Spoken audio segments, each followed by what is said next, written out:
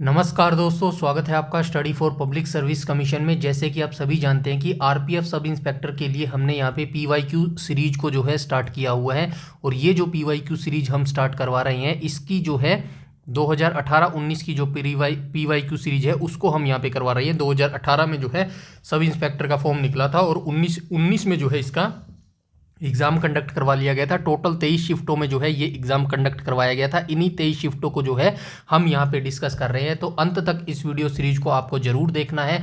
Definitely जो sub inspector और constable के बच्चे हैं वो तो इस वीडियो सीरीज को देखेंगे ही देखेंगे। साथ में जो अभी एग्ज़ाम होने वाले हैं, एएलपी के हो गया, टेक्नीशियन का हो गया और जेई का हो गया, ये बच्चे भी इस वीडियो सीरीज को अंत तक देखेंगे। ज़्यादा क्वेश्चन नहीं पूछे जाते एएलपी टेक्नीशियन में, मात्र 10 क्वेश्चन जो है वो पूछे जाते हैं। फिर भी अगर आपको एक भी नंबर नहीं छोड़ना है तो आपको ये वीडियो सीरीज जरूर देखनी चाहिए और कमेंट सेक्शन में ज़रूर बताइएगा कि कैसी आपको ये वीडियो सीरीज लगी। वीडियो को लाइक कीजिएगा और शेयर कीजिएगा। अगर आप इसकी पीडीएफ बिल्कुल फ्री में पाना चाहते हैं तो हमारे टेलीग्राम चैनल को ज्वाइन कर लेना, जिसका लिंक आपको वीडियो के डिस्क्रिप्शन में मिल जाएगा। वहाँ से आप फ्री में डाउनलोड करके खुद से भी अटेम्प्ट करके अपना जो स्कोर है वो आकलन कर सकते हैं कि कितना आप यहाँ पे ठीक कर पा रहे हैं। आज हम जो है 11वां पार्ट यहाँ पे डिस्कस करने वाले हैं। इससे पहले जो है 10 भाग आ चुके हैं। अगर आपने नहीं देखा है तो पूरी प्लेलिस्ट बना दी गई है, वहाँ से एक एक करके सारे पार्ट्स को बहुत जल्दी हो सके देख लीजिएगा। चलते हैं हमारे पहले क्वेश्चन पे। आज का पहला क्वेश्चन कहा गया है जो कि साइंस से रिलेटेड है। क्लोरेथेन का सामान्य नाम क्या होता है? तो क्लोरेथेन का जो सामान्य नाम है वो क्या होता है? तो ये विनाइल क्लोराइड जो है ये क्लोरेथेन का सामान्य नाम होता है। चलते हैं हम हमारे नेक्स्ट क्वेश्चन पे। नेक्स्ट क्वेश्चन में पूछा गया निम्न में से जिम्नास्टिक कौन सा शब्द संबंधित नहीं है? तो जिम्नास्टिक एक खेल होता है, आप सभी जानते हो कि जिम्नास्टिक खेल के बारे में। निम्न में से जो है इन चारों में से कौन सा ऐसा शब्द है जो कि जिम्नास्टिक खेल से संबंध नहीं रखता है? तो राइट ऑप्शन हो जाएगा ऑप्शन नंबर डी, यानी कि गली पॉइंट जो है जिम्नास्टिक खेल से संबंध नहीं रखता, ये रखता है क्रिकेट खेल से संबंध। ठीक है, चलते हैं नेक्स्ट क्वेश्चन पे। नेक्स्ट क्वेश्चन में बोला गया है, क्वेश्चन नंबर नेक्स्ट में बोला गया है नेक्स्ट क्वेश्चन में बोला गया है केंद्र और राज्यों के बीच शक्तियों के वितरण का प्रावधान भारतीय संविधान की किस अनुसूची में किया गया है? तो कौन सी अनुसूची है जिसके अंदर केंद्र और राज्यों के बीच की जो शक्तियों का वितरण है वो किया गया है? मतलब कौन सी अनुसूची में केंद्र और राज्यों के बीच जो शक्तियों का बंटवारा है वो किया गया है? तो कौन सी अनुसूची हो जाएगी? तो क्वेश्चन नंबर 3 का राइट ऑप्शन हो जाएगा ऑप्शन नंबर ए, यानी कि 7वीं अनुसूची में केंद्र और राज्यों के बीच शक्तियों का जो है बंटवारा किया गया है। और भारतीय संविधान में कितनी अनुसूची है?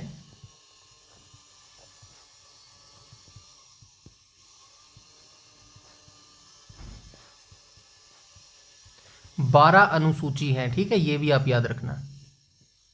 चलते हैं नेक्स्ट क्वेश्चन पे। नेक्स्ट क्वेश्चन में बोला गया है अरमाकोंडा शिखर किस पर्वत श्रृंखला में स्थित है? तो अरमाकोंडा शिखर जो है ये किस पर्वत श्रृंखला में स्थित है? तो ये हो जाएगा पूर्वी घाट के अंदर। क्वेश्चन नंबर 4 का जो है ये राइट ऑप्शन हो जाएगा ऑप्शन नंबर डी, यानी कि अरमाकोंडा जो है पूर्वी घाट के उत्तरी भाग में एक पर्वत शिखर है और गोदावरी नदी बेसिन में स्थित है। ये भी आप याद रखना, किस नदी बेसिन में है? गोदावरी नदी बेसिन में।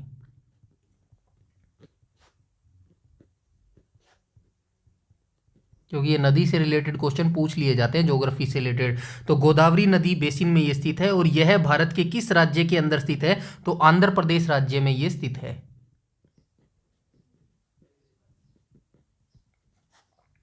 आंध्र प्रदेश राज्य में स्थित है। और इसकी ऊंचाई कितनी है? तो ऊंचाई आप याद रखना, इसकी ऊंचाई भी पूछ लेते हैं। ऊंचाई हो जाएगी 1680 मीटर। ठीक है, तो इतनी जानकारी आपको इसके बारे में होनी चाहिए। चलते हैं हम हमारे नेक्स्ट क्वेश्चन पे। नेक्स्ट क्वेश्चन में बोला गया है कन्नौज का युद्ध किसके बीच लड़ा गया था? कन्नौज या फिर आपको कहीं दिखेगा बिलग्राम। तो कन्नौज का युद्ध जो है ये कब लड़ा गया था? सबसे पहले आप ये भी याद रखना 1540 में जो है लड़ा गया था। किस किस के बीच लड़ा गया था? हुमायूं और शेरशाह के बीच लड़ा गया था। कहाँ पे है? मुगल और मुगल और शेरशाह, यहाँ पे वही नहीं दे रखा। तो इसका राइट ऑप्शन हो जाएगा ऑप्शन नंबर डी। यहाँ पे आप याद रखना, मुगल से आप लगा लेना। यहाँ पे मुगल और शेरशाह दिख रखा है, एग्जैक्ट नाम मैं बता देता हूँ, हुमायूं और शेरशाह के बीच में लड़ा गया था। ठीक है,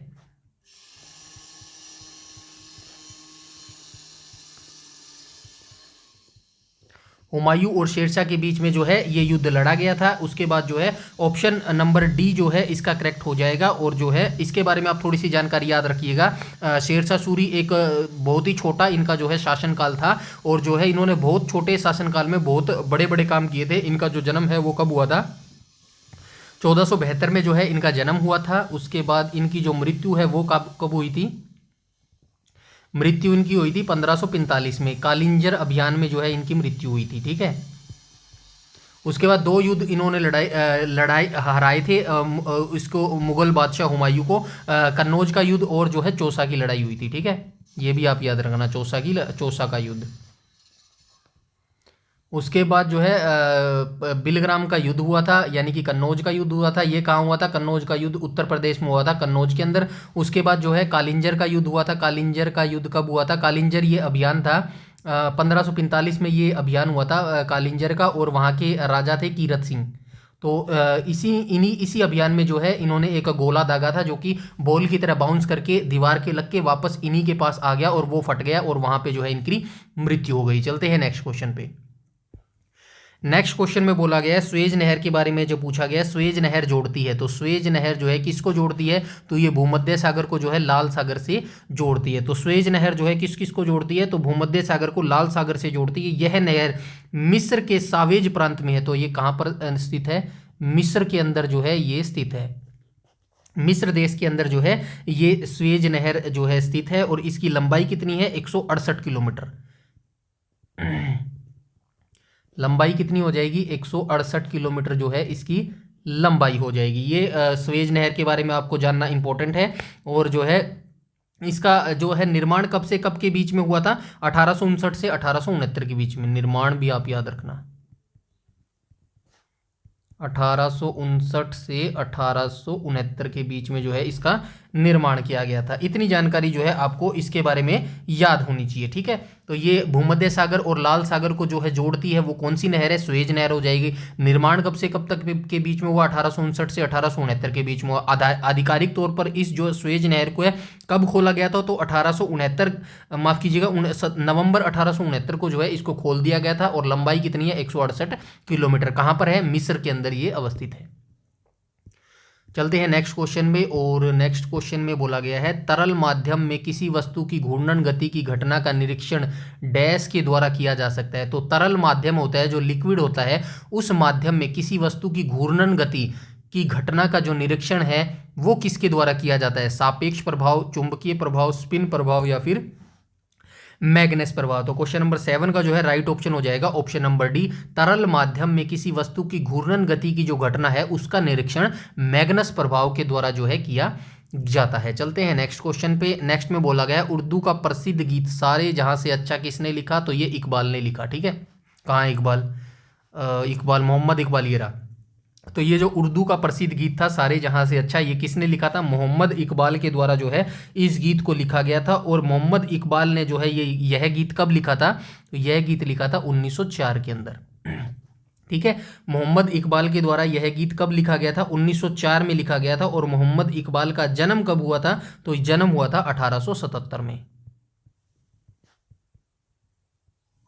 ठीक है, इतनी जानकारी आपको इसके बारे में होनी चाहिए। चलते हैं नेक्स्ट क्वेश्चन में। नेक्स्ट क्वेश्चन में पूछा गया है फीफा का पूर्ण रूप क्या है, यानी कि फुल फॉर्म पूछी गई है। फुल फॉर्म पूछी गई है ये फीफा की। तो फीफा की जो फुल फॉर्म है वो हो जाएगी federation international D football association. ये इसकी जो है करेक्ट जो है फुल फॉर्म हो जाएगी। ऑप्शन नंबर बी जो है वो बिल्कुल करेक्ट हो जाएगा। और फीफा की स्थापना कब हुई थी? तो फीफा की जो स्थापना है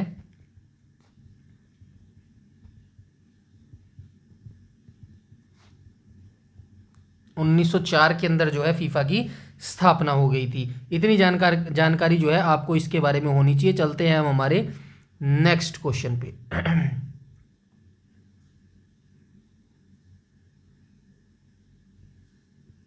नेक्स्ट क्वेश्चन में बोला गया है संविधान के अनुच्छेद 15 में किसी भी नागरिक के डैश के आधार पर भेदभाव का निषेध का उल्लेख है। मतलब अनुच्छेद 15 जो है भारत के संविधान में, उसके अंदर किसके आधार पर जो है भेदभाव नहीं किया जा सकता। वर्ण, जाति और निवास, धर्म, वर्ण और निवास, जन्म स्थान, लिंग और धर्म, धर्म, जाति, लिंग अथवा जन्म स्थान। तो क्वेश्चन नंबर 10 का जो है ये राइट ऑप्शन हो जाएगा ऑप्शन नंबर डी, यानी कि अनुच्छेद 15 के अनुसार किसी भी नागरिक के साथ धर्म, जाति, लिंग अथवा जन्म स्थान के आधार पर जो है वो भेदभाव नहीं किया जा सकता। आइए मैं थोड़े से कुछ अनुच्छेद जो है वो आपको और बता देता हूं। जो ये सबसे पहले जो है समानता का अनुच्छेद हो जाएगा, समानता का अधिकार।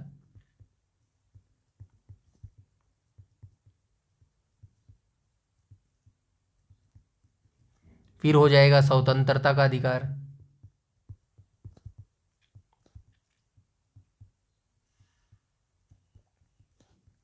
तो ये जो समानता का अधिकार है ये कब से कब तक हो जाएगा, 14 से 18। और ये जो अपना स्वतंत्रता का अधिकार है ये हो जाएगा 19 से 22। उसके बाद शोषण के विरुद्ध अधिकार, ये हो जाएगा 23-24। उसके बाद हो जाएगा धार्मिक स्वतंत्रता,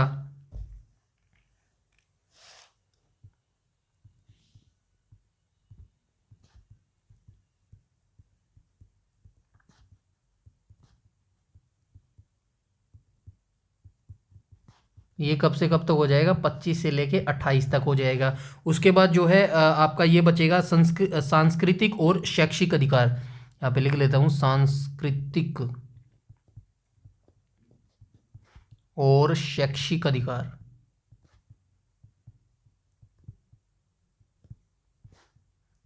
ये हो जाएंगे अनुच्छेद 29 और 30 में। उसके बाद संवैधानिक उपचारों का अधिकार,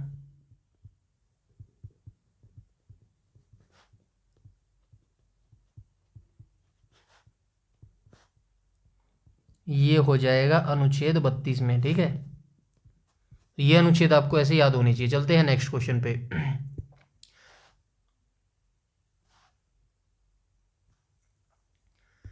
नेक्स्ट क्वेश्चन में बोला गया है उत्तरी गोलार्ध में कोरियोलिस बल किस दिशा में आने वाली हवाओं को निष्प्रभावी कर देता है।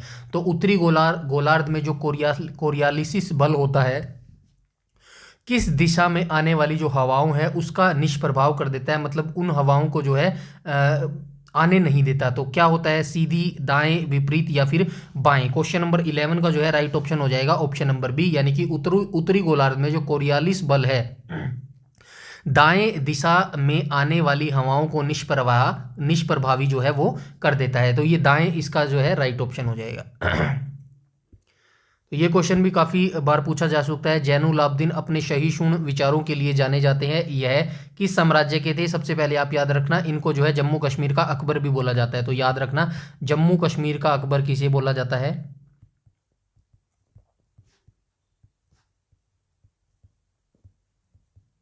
तो जम्मू कश्मीर का अकबर जो है जैनुलाब्दीन को ही बोला जाता है। राइट ऑप्शन हो जाएगा ऑप्शन नंबर सी। तो जैनुलाब्दीन अपने सहिष्णु विचारों के लिए जाने जाते हैं। यह कश्मीर राज्य के सुल्तान थे और इन्हें जम्मू कश्मीर का जो है अकबर भी कहा जाता है। तो क्वेश्चन नंबर 12 का राइट ऑप्शन हो जाएगा ऑप्शन नंबर सी। और जो इनका शासनकाल था कब से कब तक था, शासनकाल भी आप याद रखना। शासनकाल हो जाएगा इनका 1420 से 1470 के बीच में इनका शासनकाल हो जाएगा। चलते हैं नेक्स्ट क्वेश्चन पे। नेक्स्ट क्वेश्चन में बोला गया निम्न में से किस शब्द का संबंध कुश्ती खेल से नहीं है। तो कुश्ती खेल से कौन सा शब्द जो है रिलेटेड नहीं है माफ कीजिएगा, किस शब्द का संबंध जो है कुश्ती के खेल से है। तो किस शब्द का जो है कुश्ती खेल से संबंध है, नेल्सन, जॉकी, ऑफ ड्राइव या फिर सर्विस। क्वेश्चन नंबर 13 का जो है राइट ऑप्शन हो जाएगा ऑप्शन नंबर ए, यानी कि जो नेल्सन शब्द है ये हो जाएगा कुश्ती खेल से संबंधित। जॉकी किस खेल से संबंधित हो जाएगा, तो ये हो जाएगा घुड़सवारी से। ऑफ ड्राइव हो जाएगा क्रिकेट से। ठीक है, चलते हैं नेक्स्ट क्वेश्चन पे। नेक्स्ट में कहा गया क्वेश्चन नंबर 14 में केंद्र और राज्यों के बीच संबंधों का विवरण संविधान के किस भाग में दिया गया है। तो केंद्र और राज्यों के बीच जो संबंधों का विवरण है ये संविधान के किस भाग में दिया गया है। क्वेश्चन नंबर 14 का राइट ऑप्शन हो जाएगा 11वें भाग में जो है ये दिया गया है। केंद्र राज्य विधायी संबंध संविधान के भाग 11 में अनुच्छेद भी याद रखना। अनुच्छेद कहाँ से कहाँ तक है इनके रिलेटेड, तो ये हो जाएगा अनुच्छेद 245 से 255। तो 245 से 255 के बीच में केंद्र और राज्यों के बीच संबंधों का विवरण दिया गया है और किस भाग में है ये, तो 11वें भाग में है। नेक्स्ट क्वेश्चन पे चलते हैं और कहा गया बगदाद किस नदी के किनारे स्थित है। तो दजला नदी के किनारे ये स्थित हो जाएगा। बगदाद जो बगदाद शहर है ये किस नदी के किनारे स्थित हो जाएगा, तो दजला नदी के किनारे जो है ये स्थित हो जाएगा। दजला नदी जिसे टिग्रिस नदी भी कहते हैं, इसको याद रखना, टिग्रिस नदी भी कहते हैं। कई बार आपको जो है दजला नदी की जगह टिग्रिस नदी भी दिख सकता है। आपसे ये पूछा जा सकता है कि बगदाद शहर किस नदी के किनारे है, वहाँ पे दजला नहीं मिलेगा, टिग्रिस नदी मिलेगा। तो इसलिए याद रखना दजला नदी को टिग्रिस नदी भी बोला जाता है।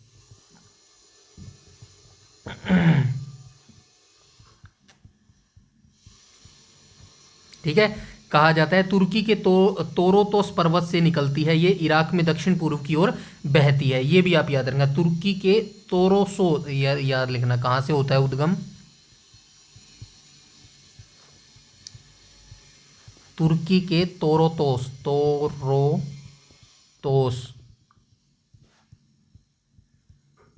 पर्वत से। ठीक है, चलते हैं नेक्स्ट क्वेश्चन पे। नेक्स्ट क्वेश्चन में बोला गया है राज्यपाल का कार्यकाल कब तक होता है। तो राज्यपाल का जो कार्यकाल है वो कब तक होता है, कोई बता सकता है। तो ये होता है ऑप्शन नंबर सी, राष्ट्रपति की इच्छा अनुसार जो है राज्यपाल का कार्यकाल होता है। राज्य का प्रमुख होता है, ये राज्य का जो ये है प्रमुख होता है। और इनके बारे में आप क्या याद रख सकते हैं, तो इनके बारे में आपको ये याद रखना है भारत के संविधान के मुताबिक राज्यपाल बनने के लिए उम्मीदवार की कम से कम उम्र जो है 35 साल होनी चाहिए। उम्र जो है 35 साल होनी चाहिए। ठीक है, उम्र जो है वो 35 साल होनी चाहिए। राज्यपाल की नियुक्ति कौन करता है, राष्ट्रपति करते हैं, और इन्हीं की नियुक्ति राष्ट्रपति करते हैं, और इन्हीं के राष्ट्रपति के प्रसाद पर ही ये अपने पद पर बने रहते हैं। कार्यकाल 5 साल का होता है, मैंने बता दिया, आप चाहे तो लिख लेना यहाँ पे, कार्यकाल जो है 5 साल का होता है। चलते हैं नेक्स्ट क्वेश्चन पे। नेक्स्ट में बोला गया है एशिया की सबसे लंबी नदी निम्न में से कौन सी है। तो राइट ऑप्शन हो जाएगा ऑप्शन नंबर ए, यांगत्से जो नदी है ये चाइना के अंदर है भाई, ये आप याद रखना सबसे पहले। तो ये चाइना की नदी है, और इसके बारे में आपको क्या याद रखना है, तो ये यांगत्से जो नदी है एशिया की सबसे लंबी नदी है। एशिया की सबसे लंबी नदी, एशिया की जो है ये सबसे लंबी नदी हो जाएगी। और इसकी लंबाई कितनी है, तो लंबाई हो जाएगी लगभग 6300 किलोमीटर। ठीक है, लंबाई हो जाएगी 6300 किलोमीटर। यांगत्से नदी चीन में बहती है, और यह नदी तिब्बत के पहाड़ों से निकलती है। उद्गम कहाँ से होता है,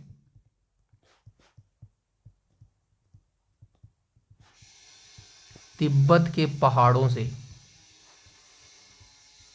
ठीक है, तिब्बत के पहाड़ों से जो है इसका उद्गम होता है। इतनी जानकारी आपको इस क्वेश्चन के बारे में होनी चाहिए। और लास्ट में ये याद रखना, और ये कहाँ पर जाकर मिल जाती है, तो चीन सागर में जाकर मिल जाती है। लास्ट में ये चीन सागर में जाकर मिल जाती है, चीन सागर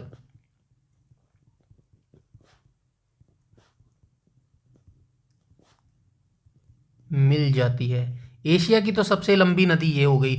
विश्व की सबसे लंबी नदी कौन सी है, कोई बता सकता है। विश्व की सबसे लंबी नदी है नील नदी, ये आपको याद रखना है। विश्व की सबसे लंबी नदी है नील नदी, और अफ्रीका में ये बहती है।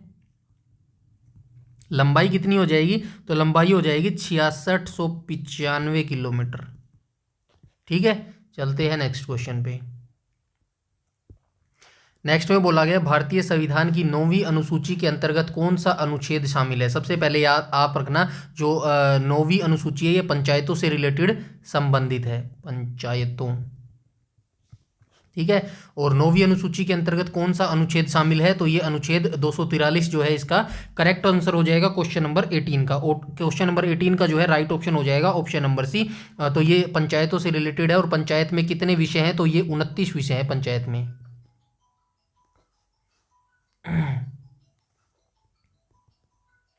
और नगर निगम जो नगर पालिका वाले होते हैं, शहरी निकाय वाले, उसके अंदर 18 विषय होते हैं। ठीक है, चलते हैं नेक्स्ट क्वेश्चन पे। और नेक्स्ट में बोला गया है भारतीय संविधान के मौलिक अधिकारों का प्रावधान किस संविधान से लिया गया। ऑब्वियसली यूएस से लिया गया है, यानी कि संयुक्त राज्य अमेरिका के संविधान से लिया गया है। अमेरिका का संविधान जो है सबसे छोटा संविधान है, जिसमें केवल 7 संशोधन हैं, 7 हैं, और सबसे पहला लिखित संविधान है।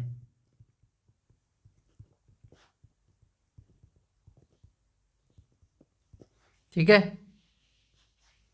क्वेश्चन नंबर 19 का जो है राइट ऑप्शन हो जाएगा ऑप्शन नंबर सी। तो ये आपको याद रखना है। इसके अलावा जो है हमने नागरिकता जो ग्रहण की है, ये भी यूएस के संविधान से लिया है। उसके बाद जो है राष्ट्रपति पर जो महाभियोग है, वो भी यूएस के संविधान से लिया गया है। चलते हैं नेक्स्ट क्वेश्चन में। नेक्स्ट में कहा गया मंत्रिपरिषद के सदस्यों की अधिकतम संख्या का निर्धारण किस संविधान संशोधन अधिनियम के द्वारा किया गया था। तो मंत्रिपरिषद के जो सदस्यों की अधिकतम संख्या है, इसका निर्धारण किस संविधान संशोधन अधिनियम द्वारा किया गया था। तो क्वेश्चन नंबर 20 का राइट ऑप्शन हो जाएगा ऑप्शन नंबर ए, 91वां संविधान संशोधन किया गया था। इसी संविधान संशोधन के तहत जो है मंत्रिपरिषद के सदस्यों की अधिकतम संख्या का निर्धारण किया गया था। चलते हैं नेक्स्ट क्वेश्चन पे। नेक्स्ट क्वेश्चन में बोला गया है निम्न में से किस नृत्य शैली को मोहिनी नृत्य के रूप में जाना जाता है। तो मोहिनी नृत्य के रूप में किस शैली को जाना जाता है। ऑब्वियसली मोहिनी अट्टम को जो है मोहिनी नृत्य के रूप में जो है जाना जाता है। क्वेश्चन नंबर 21 का राइट ऑप्शन हो जाएगा ऑप्शन नंबर बी। और ये कहाँ का शास्त्रीय नृत्य है, तो ये केरल का शास्त्रीय नृत्य है। इसके बाद हम बात करें कथक जो है, ये उत्तर प्रदेश का शास्त्रीय नृत्य है। उसके बाद भरतनाट्यम की बात करें तो भरतनाट्यम कहाँ का हो जाएगा, तो भरतनाट्यम जो है तमिलनाडु का हो जाएगा। तमिलनाडु का शास्त्रीय नृत्य है। ओडिसी की बात करें तो ये ओडिशा राज्य का शास्त्रीय नृत्य है। ओडिशा राज्य का शास्त्रीय नृत्य है। चलते हैं नेक्स्ट क्वेश्चन पे। नेक्स्ट में बोला गया है ये 22वां क्वेश्चन है, ये थोड़ा सा यहाँ से देख लेना आप। ठीक है, 2000 की जनगणना के अनुसार कुल कृषि श्रमिकों में महिलाओं का प्रतिशत कितना है। तो कुल 2011 की जो जनगणना थी, सबसे पहले आप ये याद रखना, ये 15वीं जनगणना थी 2011 वाली। आज़ादी के बाद 7वीं जनगणना थी। सबसे पहली जनगणना कब हुई थी, तो ये हुई थी 1872 में, मायो के समय में। नियमित जनगणना कब हुई थी, 1881 में हुई थी, रिपन के समय में।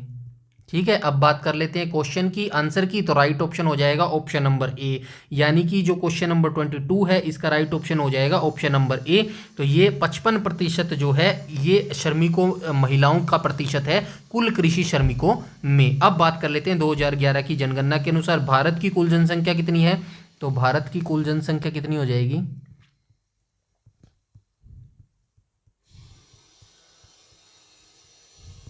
भारत की जो कुल जनसंख्या है वो हो जाएगी 121 करोड़। ठीक है, 121 करोड़ भारत की संख्या हो जाएगी। सबसे आबादी वाला जिला कौन सा हो जाएगा, उत्तर प्रदेश। सबसे ज़्यादा आबादी वाला जो राज्य है वो है उत्तर प्रदेश, और सबसे कम आबादी वाला जो राज्य है वो है सिक्किम। ठीक है, सिक्किम जो है कम आबादी वाला राज्य हो जाएगा। उसके बाद भारत की साक्षरता कितनी हो जाएगी, तो ये हो जाएगी 74%। ठीक है, 74% जो है। और पुरुषों की साक्षरता कितनी है, महिला की 65%। तो पुरुष की कितनी हो जाएगी, पुरुष की हो जाएगी 82%।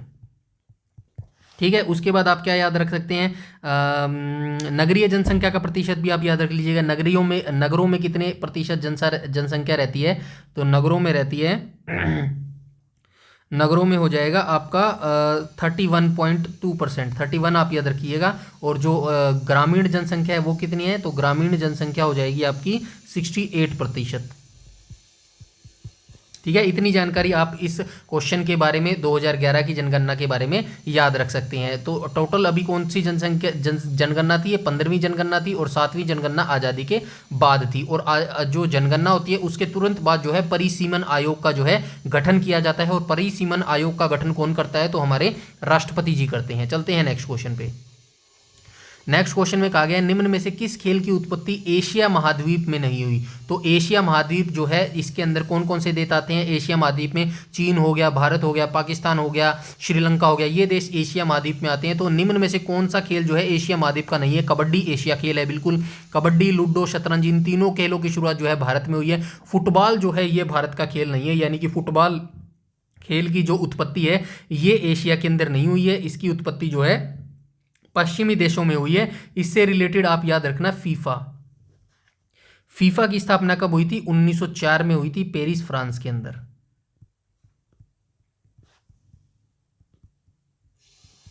ठीक है, चलते हैं नेक्स्ट क्वेश्चन पे।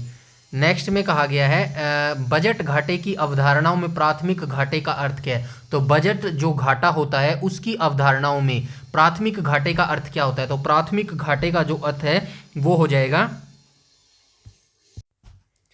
राइट ऑप्शन हो जाएगा ऑप्शन नंबर ए। तो क्वेश्चन नंबर 24 का जो है राइट ऑप्शन हो जाएगा ऑप्शन नंबर ए, इसका हो जाएगा। बजट घाटे की जो अवधारणाओं में प्राथमिक घाटा है इसका अर्थ होता है, प्राथमिक घाटे का जो अर्थ होता है वो होता है राजकोषीय घाटे और ब्याज भुगतान के जो बीच का अंतर होता है वो होता है प्राथमिक घाटा। चलते हैं नेक्स्ट क्वेश्चन पे। नेक्स्ट में बोला गया निम्न में से किसका यह मानना है कि अर्थशास्त्र जीवन के सामान्य व्यवसायों में मानव व्यवहार का अध्ययन है। तो ऐसे कौन से जो हैं थिंकर थे जिनका यह मानना था कि अर्थशास्त्र जो है यानी कि इकोनॉमी है जीवन के सामान्य व्यवसायों में मानव व्यवहार का एक अध्ययन है। तो ये अल्फ्रेड मार्शल जो महोदय होते थे इन्हीं का ये मानना था। क्वेश्चन नंबर 25 का राइट ऑप्शन हो जाएगा ऑप्शन नंबर डी। चलते हैं नेक्स्ट क्वेश्चन पे। नेक्स्ट क्वेश्चन में बोला गया धुआंधार जलप्रपात किस नदी पर स्थित है। तो धुआंधार जो जलप्रपात है ये नर्मदा नदी के ऊपर अवस्थित है। क्वेश्चन नंबर 26 का राइट ऑप्शन हो जाएगा ऑप्शन नंबर बी। सबसे पहले ये याद रखना जो धुआंधार प्रपात है ये कहाँ पर है, मध्य प्रदेश में अवस्थित है। ठीक है, तो ये मध्य प्रदेश के जबलपुर जिले में अवस्थित है। जबलपुर भी याद रख लेना, चलो जबलपुर। ठीक है, जबलपुर में ये जो है अवस्थित है। और जो ये नदी है नर्मदा नदी है, कितनी ऊंचाई माफ कीजिएगा, जबलपुर जिले में नर्मदा नदी पर स्थित है जो धुआंधार जलप्रपात। ऊंचाई कितनी हो जाएगी, 30 मीटर।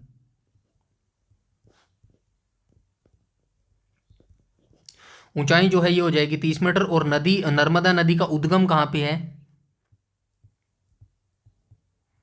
नर्मदा नदी का जो उद्गम है ये कहाँ पे हो जाएगा, तो मध्य प्रदेश के अनूपपुर जिले, मध्य प्रदेश के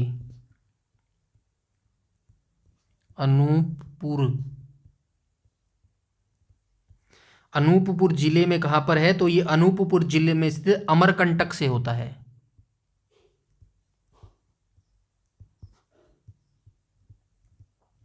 और ये याद रखना नर्मदा नदी किस दिशा में बहती है, तो पश्चिम दिशा में ये बहती है।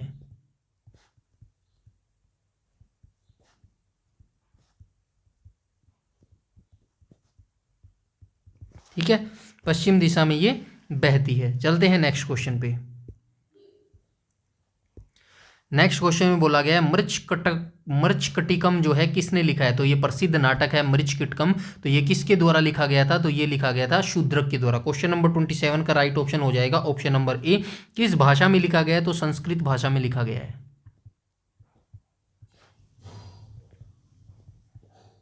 संस्कृत भाषा में लिखा गया है। इस कथा में पाटलिपुत्र में रहने वाले चारुदत्त नाम के एक गरीब ब्राह्मण थे, इनकी और जो वसंत जी है नामक वेश्या, इसकी कहानी है। तो ये भी आप याद रखना, वसंत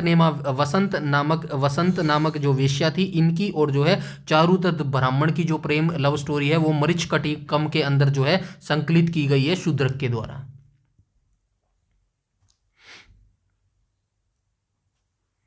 नेक्स्ट क्वेश्चन में बोला गया है क्वेश्चन नंबर 28 में कैंसर के इलाज में बाह्य विकिरण थेरेपी में निम्न में से किसका उपयोग किया जाता है। तो ये कोबाल्ट 60 का जो उपयोग है वो कैंसर के इलाज में बाह्य विकिरण थेरेपी में किया जाता है। चलते हैं नेक्स्ट क्वेश्चन पे। और नेक्स्ट में बोला गया है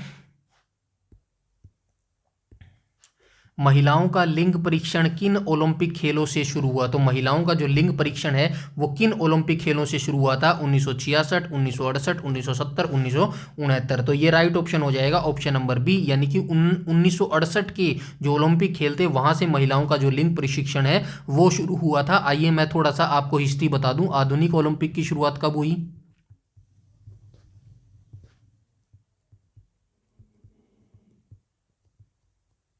आधुनिक ओलंपिक, समर ओलंपिक, शीतकालीन ओलंपिक, इन तीनों की डेट्स आपको याद रखनी जरूरी है। सबसे पहले समर यूथ ओलंपिक की जो शुरुआत हुई थी 2010 में हुई थी।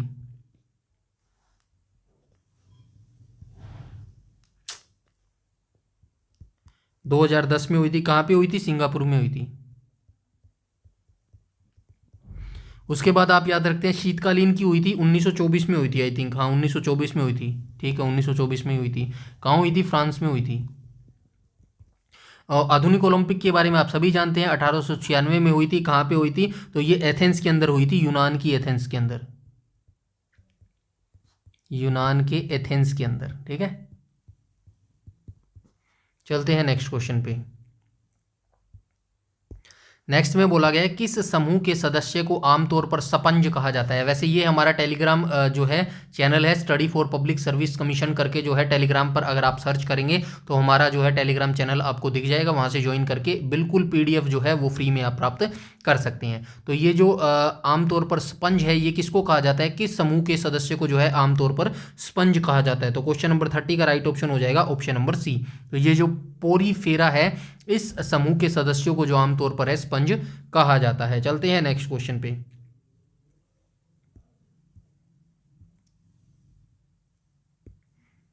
क्वेश्चन नंबर 11 में कहा गया है भारतीय संसद में प्रधानमंत्री की नियुक्ति संसद के किस सदन के द्वारा की जा सकती है? ये क्या क्वेश्चन कर दिया? चलिए कोई बात नहीं, मैं आपको वैसे बता देता हूँ। ये थोड़ा सा क्वेश्चन मेरे को डाउट है कि गलत प्रिंटिंग तो नहीं है, मैं आपको चलो वैसे बता देता हूँ, कोई नहीं। आप थोड़ा सा, भारतीय संविधान के 75 में जो है प्रधानमंत्री लिखा गया है। कौन सा अनुच्छेद है? 75 फर्स्ट के अंदर जो है प्रधानमंत्री आपको मिलेंगे। इनकी नियुक्ति कौन करते हैं? तो राष्ट्रपति जी इनकी नियुक्ति करते हैं। नियुक्ति कौन करता है? राष्ट्रपति जी जो है इनकी नियुक्ति करते हैं। और जो बहुमत पार्टी से जो चुनकर आता है उसी की जो है नियुक्ति करते हैं। मैं आपको बता भी देता हूं, भारतीय संविधान के अनुच्छेद 75(1) के मुताबिक राष्ट्रपति ही प्रधानमंत्री की नियुक्ति करते हैं। राष्ट्रपति संसद के बहुमत वाली पार्टी का जो नेता होता है उसी को प्रधानमंत्री नियुक्त करते हैं। अगर किसी पार्टी के पास लोकसभा में स्पष्ट बहुमत नहीं होता तो राष्ट्रपति अपनी विवेक से प्रधानमंत्री का चयन भी कर सकते हैं। उसके बाद आप ये याद रखना, प्रधानमंत्री की नियुक्ति के समय वह किसी भी सदन का सदस्य न हो इसके बावजूद भी राष्ट्रपति उसे प्रधानमंत्री नियुक्त कर सकते हैं। मतलब जो जिस व्यक्ति को प्रधानमंत्री नियुक्त करते हैं जरूरी नहीं है कि उस समय वो राज्यसभा या फिर लोकसभा का सदस्य होना चाहिए, लेकिन प्रधानमंत्री नियुक्त होने के बाद जो है उसको किसी भी एक सदन की सदस्यता ग्रहण करनी जो है अनिवार्य है, चाहे वो लोकसभा हो या फिर राज्यसभा हो। ठीक है, इतनी जानकारी आपको इस क्वेश्चन के बारे में होनी चाहिए। चलते हैं नेक्स्ट क्वेश्चन पे। क्वेश्चन नंबर नेक्स्ट में बोला गया युक्तिपूर्ण विनिवेश के लिए, विनिवेश आएगा भाई यहां पे, विनिवेश। तो युक्तिपूर्ण विनिवेश के लिए न्यूनतम कितने प्रतिशत शेयरों को छोड़ना होगा? तो कितने प्रतिशत शेयरों को जो छोड़ना होगा तो वो ये हो जाएगा 51%। तो युक्तिपूर्ण विनिवेश के लिए न्यूनतम 51% जो शेयर हैं उनको छोड़ना होता है। क्वेश्चन नंबर 32 का राइट ऑप्शन हो जाता है ऑप्शन नंबर सी। नेक्स्ट चलते हैं क्वेश्चन नंबर 33 पर।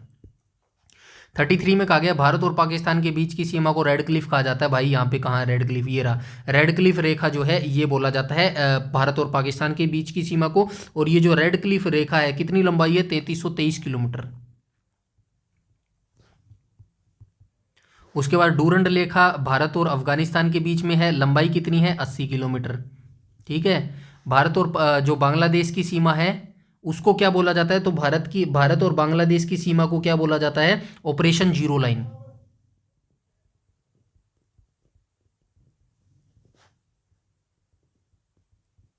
और सबसे लंबी सीमा रेखा है ये।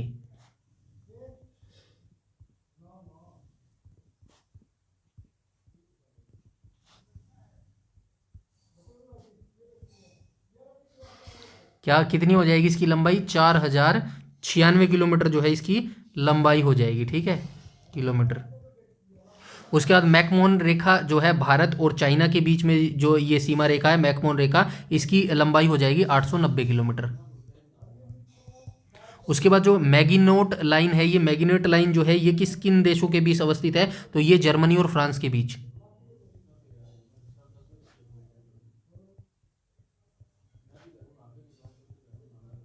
जर्मनी और फ्रांस के बीच में ये अवस्थित है, ठीक है। ये मैंने थोड़ा सा ब्यौरा एक ओवरव्यू आपको दे दिया है, कौन सी लाइन किस देश के बीच है और लंबाई कितनी है, ठीक है। भारत के सबसे जो सीमा रेखा सबसे लंबी है वो बांग्लादेश के साथ लगती है, 4096 किलोमीटर। उसके बाद चलते हैं नेक्स्ट क्वेश्चन पे, और नेक्स्ट में बोला गया है कोशिकांगों में पाई जाने वाली दो बेलनाकार संरचनाएं जिन्हें सेंट्रियोल कहा जाता है, निम्न में से कौन सी है? तो क्या हो जाएगी? सीलिया, कशाभिका, सेंट्रोसोम या फिर राइबोसोम। क्वेश्चन नंबर 34 का राइट ऑप्शन हो जाएगा ऑप्शन नंबर सी, यानी कि सेंट्रोसोम जो है कोशिकांगों में पाई जाने वाली दो बेलनाकार संरचनाएं हैं जिन्हें सेंट्रियोल कहा जाता है। चलते हैं नेक्स्ट क्वेश्चन पे।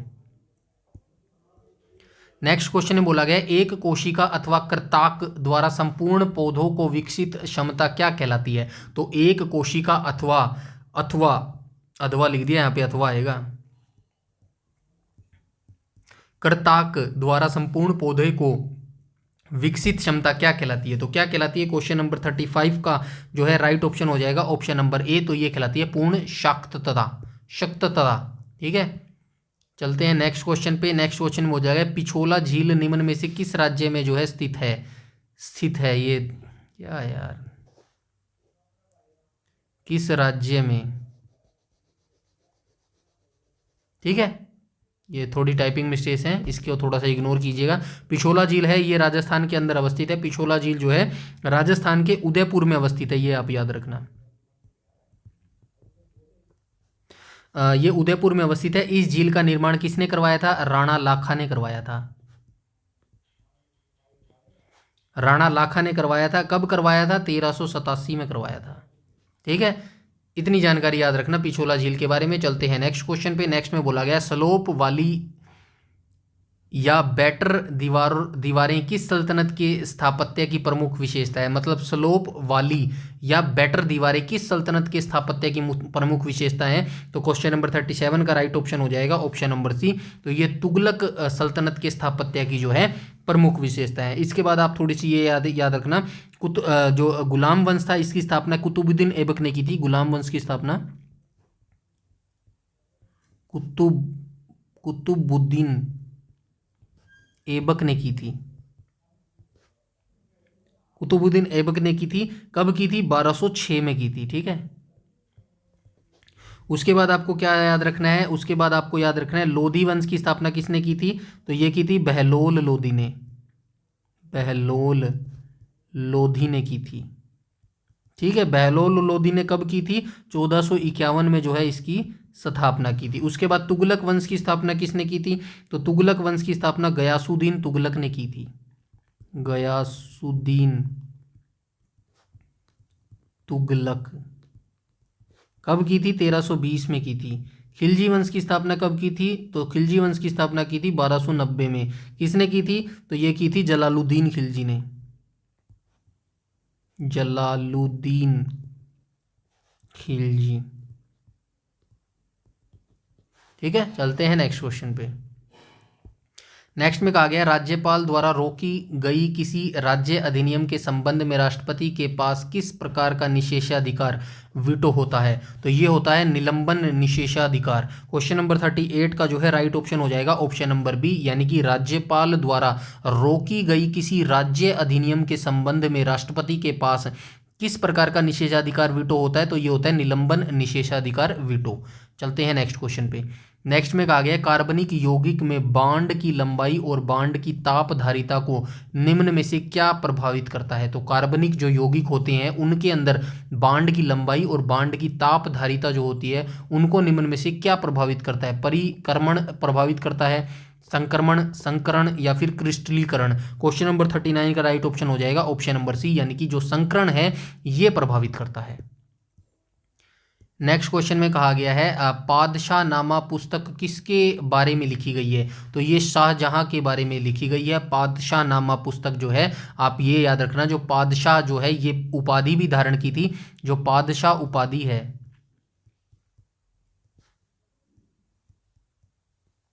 ये किसने धारण की थी? बाबर ने धारण की थी। बाबर ने ही जो है मुगल वंश की नींव डाली थी।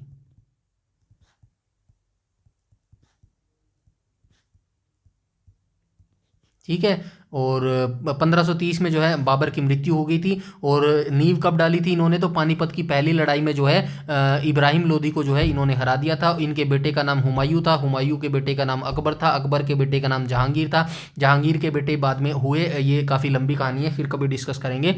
उसके बाद जो है पादशाह नामक पुस्तक के ऊपर हम आ जाते हैं क्वेश्चन नंबर 40 पे। तो इसको किसने लिखा है? इसको जो है पादशाह नामा पुस्तक जो है ये शाहजहां के बारे में है। और इसको किसने लिखा है? हमीद लाहौरी ने लिखा है।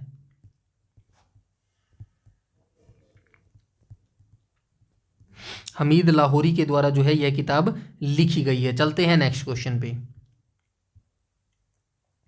नेक्स्ट क्वेश्चन में बोला गया है पीली क्रांति किसके उत्पादन की वृद्धि से संबंधित है? तो ये तिलहन इसका राइट ऑप्शन हो जाएगा। पीली क्रांति जो है किसके उत्पादन से संबंधित है? तो ये तिलहन के उत्पादन से जो है ये संबंधित हो जाएगी। उसके बाद मैं आपको कुछ और क्रांति जो बता देता हूं, जैसे कि हरित क्रांति हो गया, ये खाद्यान्न से रिलेटेड है। इतना ही बताऊंगा, बाकी समझ जाना आप। ठीक है, हरित क्रांति जो है खाद्यान्न से रिलेटेड है। उसके बाद जो है श्वेत क्रांति है, ये दुग्ध से रिलेटेड है। उसके बाद कौन सी क्रांति आ जाएगी? तो श्वेत क्रांति हो गया। इसके बाद आ जाएगी पीली क्रांति, तिलहन क्रांति हमने इस क्वेश्चन में ही देख लिया। उसके बाद जो है नीली क्रांति हो जाएगी, मछली उत्पादन। नीली क्रांति हो जाएगी मछली से रिलेटेड। उसके बाद हो जाएगी लाल क्रांति, हो जाएगी मांस या टमाटर से। लाल क्रांति मांस या टमाटर। उसके बाद आप क्या याद रख सकते हैं? भूरी क्रांति हो जाएगी चमड़ा उत्पादन।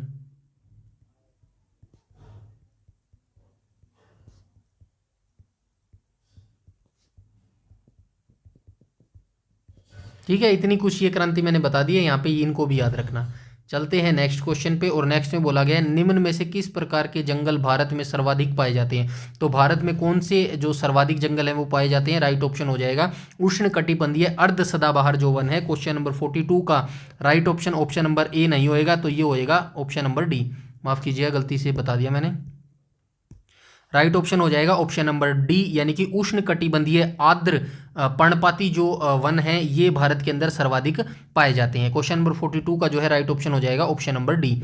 चलते हैं नेक्स्ट क्वेश्चन पे। 43 में कहा गया पुस्तक जो है पद्मावत किसने लिखी है? मलिक मोहम्मद जायसी ने लिखी है। कब लिखी है? 1540 में लिखी है। किसके ऊपर लिखी है? तो ये राणा रतन सिंह और जो रानी पद्मावती थी इनकी लव स्टोरी और जो है शादी के बाद की जो कहानी है ये मलिक मोहम्मद जायसी ने पद्मावत पुस्तक में लिखी है। और इसके अंदर ये भी युद्ध का जिक्र किया गया है जो अलाउद्दीन खिलजी ने युद्ध किया था इनके ऊपर, तो उसके बारे में भी इसके बारे में लिखा हुआ है। तो इतनी जानकारी आपको याद होनी चाहिए। और यही भी याद रखना किस भाषा में लिखा गया है? अवधी भाषा में लिखा गया है।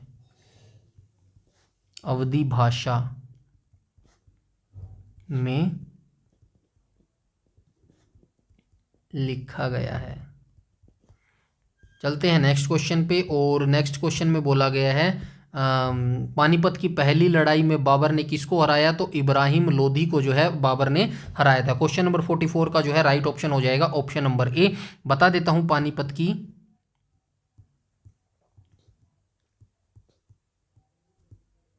पहली, दूसरी, तीसरी जनवरी, नवंबर, अप्रैल 1526, 1556, 1761। बाबर और इब्राहिम, मैं बता देता हूँ, बोल देता हूँ, बाबर और इब्राहिम के बीच में जो है पहली लड़ाई हुई थी। दूसरी हेमू और अकबर के बीच में हुई थी। तीसरी लड़ाई जो है माफ़ कीजिएगा, तीसरी लड़ाई जो थी अहमद शाह अब्दाली और सदाशिवराव भाऊ के बीच में जो है लड़ी गई थी। आई होप आपको जानकारी मिल गई होगी। चलते हैं नेक्स्ट क्वेश्चन पे। क्वेश्चन नंबर 14 में कहा गया जलीय दाब द्वारा कौन सा तनाव उत्पन्न होता है। तो जलीय दाब के द्वारा जो है कौन सा तनाव उत्पन्न होता है। क्वेश्चन नंबर 45 का राइट ऑप्शन हो जाएगा ऑप्शन नंबर डी। तो आयतनिक तनाव जो है वो उत्पन्न होता है। क्वेश्चन नंबर 46 को देख लेते हैं।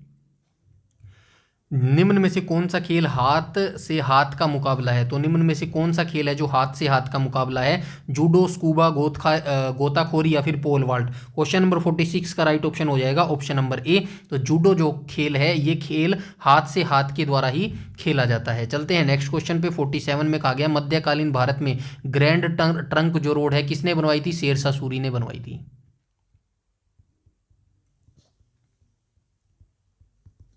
जन्म कब हुआ था। 1472 में। मृत्यु कब हुई थी। 1545 में। कालिंजर अभियान। ठीक है। इसके बाद इनके जो दो युद्ध भी लड़े गए थे। चौसा का युद्ध था, बिलग्राम का युद्ध था।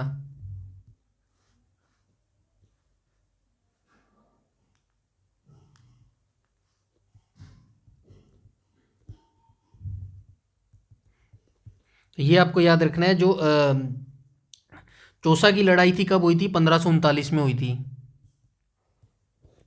और ये लड़ाई हुई थी बिलग्राम यानी कि कन्नौज की, ये हुई थी 1540 में। कालिंजर का अभियान कब हुआ था। यही इनका लास्ट अभियान था 1545 में।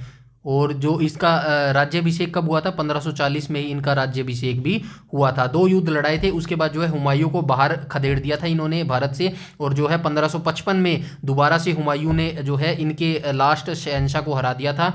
और दोबारा वो गद्दी पे हुमायूं बैठ गया था 1555 में। 1556 में जो है मृत्यु हो जाती है हुमायूं की। ठीक है। चलते हैं नेक्स्ट क्वेश्चन। मैंने बाबर बोल दिया शायद बीच में, गलती से थोड़ा हो जाता है कई बार। तो ये आप याद रखना शेरशाह के बारे में इतनी चीजें। इन्होंने ग्रैंड ट्रंक रोड बनवाई थी। राइट ऑप्शन हो जाएगा option number C. Question number 48 में कहा गया प्रकाश विद्युत धारा का अधिकतम मान क्या कहलाता है। तो प्रकाश विद्युत धारा का जो अधिकतम मान है ये क्या कहलाता है। तो ये कहलाता है संतृप्त धारा। चलते हैं नेक्स्ट क्वेश्चन पे। नेक्स्ट क्वेश्चन में कहा गया है अर्जेंटीना और उरुग्वे में पाए जाने वाला शीतोष्ण घास के मैदान को क्या कहा जाता है। तो ये क्या कहा जाता है। तो ये कहा जाता है क्वेश्चन नंबर 49 का जो है राइट ऑप्शन हो जाएगा ऑप्शन नंबर ए, सेल्वस कहा जाता है। ठीक है। क्वेश्चन नंबर 49 का जो है राइट ऑप्शन हो जाएगा ऑप्शन नंबर ए। इसके बाद कुछ और आप याद रख लेना, बता देता हूं मैं।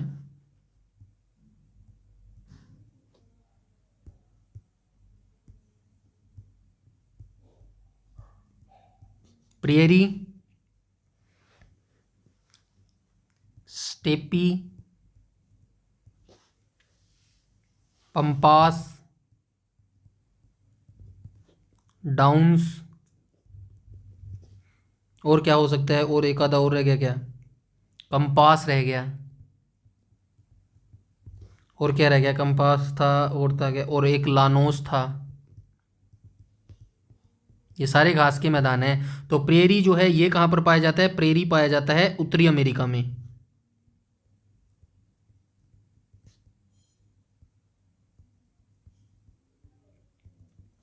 स्टेपी कहाँ पाया जाता है। यूरोप में।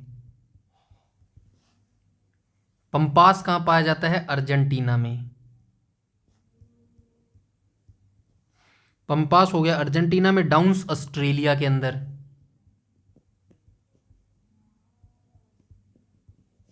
उसके बाद आप याद रख से कंपास कहाँ पाया जाता है। तो कंपास पाया जाता है ब्राजील में। और अपना रह गया लास्ट लानोस, तो ये पाया जाता है वेनेजुएला में। वेनेजुएला। ठीक है। ये प्रमुख घास के मैदान है, इनको भी आप याद रखना। आज का लास्ट क्वेश्चन देख लेते हैं जल्दी से। निर्वाचन क्षेत्रों के परिसीमन का अधिकार किस प्रकार के बहुमत द्वारा जो है किया जा सकता है। साधारण बहुमत के द्वारा किया जा सकता है। राइट ऑप्शन हो जाएगा ऑप्शन नंबर बी। यानी कि जो निर्वाचन क्षेत्र मतलब जो परिसीमन आयोग है ये हमेशा जनगणना के बाद जो है गठित किया जाता है। तो इसका अधिकार जो है किस बहुमत द्वारा किया जाता है। तो साधारण सामान्य बहुमत के द्वारा जो है किया जाता है। भारत के राष्ट्रपति जो है परिसीमन आयोग का गठन करते हैं। पहले ये लिख देता हूं मैं, परिसीमन आयोग का गठन कौन करता है। राष्ट्रपति करता है। पहला परिसीमन, दूसरा, तीसरा, चौथा। तो ये जो है परिसीमन का आयोग है। पहला परिसीमन आयोग कब गठित किया गया था? 1952 में गठित किया गया था। दूसरा परिसीमन आयोग कब गठित किया गया था? 1963 में किया गया था। तीसरा परिसीमन आयोग कब गठित किया गया था? 1973 में किया गया था। और चौथा परिसीमन आयोग कब बना था? 2002 में गठित किया गया था। ठीक है, तो ये जानकारी आपको याद रखनी है। तो ये टॉप 50 क्वेश्चन थे जो हमने यहाँ पे देख लिए हैं। आई होप आपको वीडियो अच्छी लगी होगी। कमेंट सेक्शन में जरूर बताना कि वीडियो आपको कैसी लगी है। लाइक और शेयर दबा के आपको करना है, बिल्कुल भी कोताही नहीं बरतनी है। और चैनल पर पहली बार विजिट कर रहे हैं तो चैनल को सब्सक्राइब कर लीजिएगा और बेल आइकन बटन को टैप कर लीजिएगा ताकि समय पर आपको सारी नोटिफिकेशन मिलती रहे। यूट्यूब पर अगर आप हमें फॉलो करते हैं तो प्लीज़ हमारा टेलीग्राम ग्रुप जरूर से जरूर ज्वाइन कर लेना, जिसका लिंक आपको वीडियो के डिस्क्रिप्शन में मिल जाएगा। क्योंकि सारी पीडीएफ्स, जितनी भी पीडीएफ्स होती हैं PYQ क्वेश्चन की, वो सारी बिल्कुल फ्री में टेलीग्राम पर ही प्रोवाइड करवाई जाती हैं। इसीलिए टेलीग्राम को ज्वाइन करना बेहद जरूरी है। इस वीडियो में इतना ही रखते हैं, तब तक के लिए धन्यवाद।